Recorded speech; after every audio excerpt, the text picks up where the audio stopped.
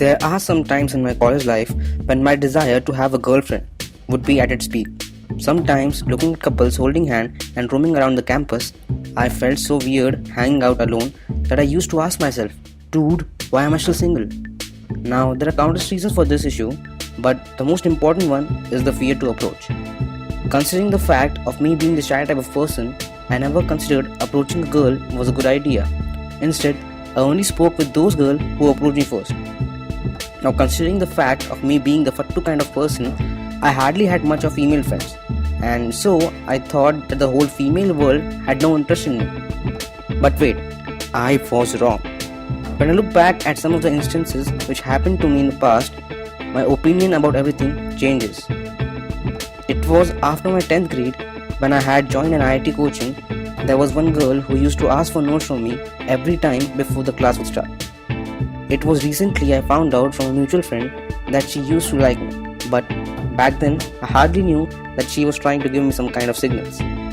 Now, this time I got into my first year of engineering, and on the very first day, something very weird happened. While our class was having a campus tour, there was a girl who moved closer to me and brushed her hand against mine while I was walking. At that time, the whole world around me froze, and I had a very strange feeling inside me. I didn't know what happened, but there was some kind of force which pulled me back, while the rest of the crowd moved ahead of me. I knew who the girl was, but still was scared enough to approach her. Fast forward to my second year, where there was this one girl who used to stare at me in the class, and one of my friends kept noticing this and said, "Bhai, wo tere taraf dekh rahi hai." But this time I thought of doing something different. I know it might sound dumb to you guys, but I actually sent her a WhatsApp message asking if she was looking at me, and all she would reply was that she was looking at some other friend. But eventually, after some time, I got to know from a mutual friend that she used to like me.